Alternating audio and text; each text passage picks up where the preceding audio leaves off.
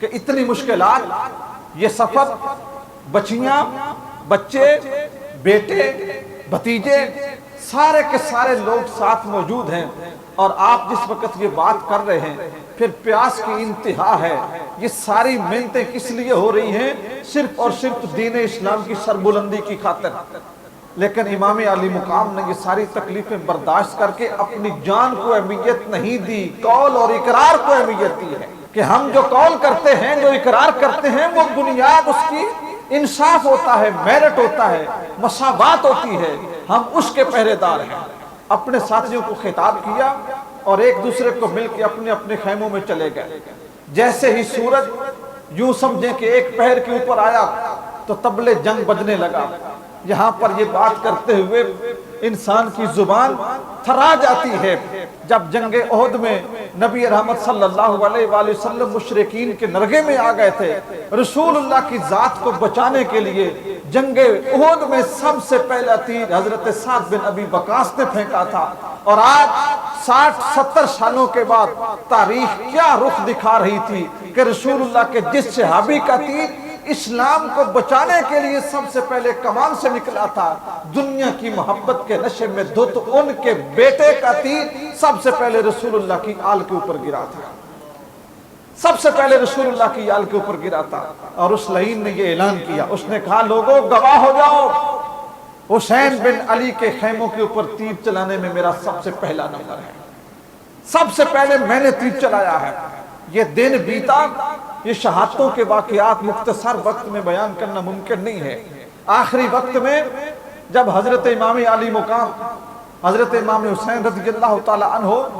آپ منصب شہادت پر فائز ہو رہے تھے، میں نے تاریخ کی کتب میں پڑھا ہے کہ جس وقت آپ منصب شہادت پہ فائز ہو رہے تھے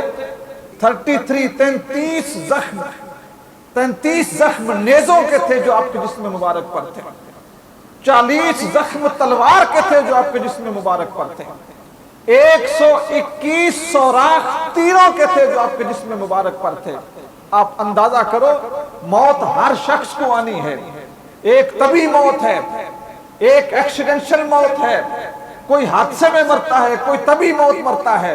لیکن اتنی تکلیف کی موت، ایک چھوٹا سا زخم آ جائے تو انسان کی زبان دانتوں کے نیچے دب جاتی ہے، اس کا واویلا، اس کی بے صبری، اس کی تکلیفیں اسے بیٹھنے نہیں دیتی۔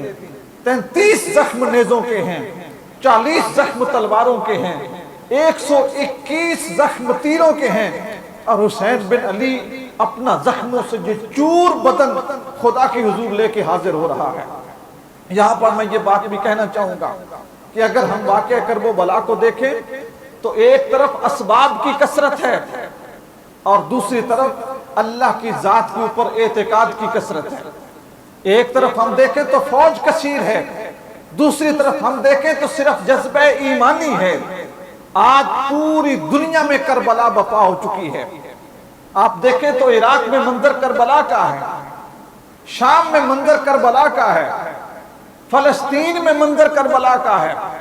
کشمیر میں منظر کربلا کا ہے، افغانستان میں منظر کربلا کا ہے۔ ہر جگہ پر جو فکر یزید ہے وہ مسلمانوں کو ملیا میٹ کر رہی ہے، اور ادھر دیکھیں مسلمانوں کے ایمان کی کمزوری۔ جس وقت ایمان مضبوط تھا 313,000 پہ غالب آ جاتے تھے، جب ایمان مضبوط تھا تو 72,000 سے ٹکر لے جاتے تھے۔ اس وقت ایمان مضبوط تھا تو بھوکے پیاسے جن کے پاس سواریاں نہیں تھیں اللہ کے دین کی خاطر علم بلند کر کے نکل پڑتے تھے۔ کمزوری ہے، اسباب کی کثرت ہے۔ 75 اسلامی ممالک دنیا پہ موجود ہیں، تقریباً 1.5 ارب آبادی مسلمانوں کی ہے،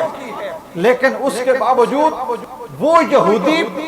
جن یہودیوں کو حسین کے والد گرامی نے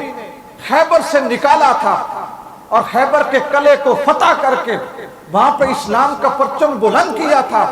آج انہی یہودیوں کو سرزمین حجاز کے اوپر ویلکم کیا جا رہا ہے۔ اس وقت مسلمانوں کے پاس پیسہ نہیں تھا، آج وہی مسلمان گولڈ پلیٹڈ طیاروں میں سفر کرتے ہیں، انہی مسلمانوں کی عمارتیں آسمانوں سے باتیں کرتی ہیں، انہی مسلمانوں کے تیل کے کنویں سونا اگلتے ہیں، لیکن پریشانی اور مصیبت یہ ہے اسباب آ گئے ہیں، وسائل آ گئے ہیں، اندر سے ایمان رخصت ہو رہا ہے۔ کہیں فلسطین کا سودا ہو رہا ہے، کہیں چچنیا کا سودا ہو رہا ہے، کہیں بوسنیا کا سودا ہو رہا ہے، کہیں افغانیوں کو ذبح کیا جا رہا ہے، لیکن کاش کہ کوئی فکر حسینی زبان سے نہیں عمل سے لے کے اٹھتا، کوئی وقت کے یزید کے سامنے کھڑا ہو جاتا، کسی کو حسین کے ساتھ محبت ہوتی، حسین کی فکر کے ساتھ محبت ہوتی، ہماری ماؤں بہنوں بیٹیوں کے سہاگ ایسے نہ لٹتے، امت مسلمہ کے گلے کے اوپر ایسے چھری نہ چلتی۔ ہم صرف نام کے مسلمان رہ گئے کہ ہم نے کلمہ پڑھ لیا، اب بات ختم ہو گئی۔ وہی غلبہ جو اسلام کی اولین علم برداروں نے بھوک اور پیاس برداشت کر کے اسلام کو دیا تھا، میرے دوستو آج وہ غلبہ ختم ہو رہا ہے۔ خدا کی حضور یہ دعا کرو کہ اے میرے پروردگار ہماری امت میں ایسے افراد کو پیدا کر دے کہ جو تیرے رسول صلی اللہ علیہ وآلہ وسلم کی امت کو زمانے بھر میں معتبر کر دے۔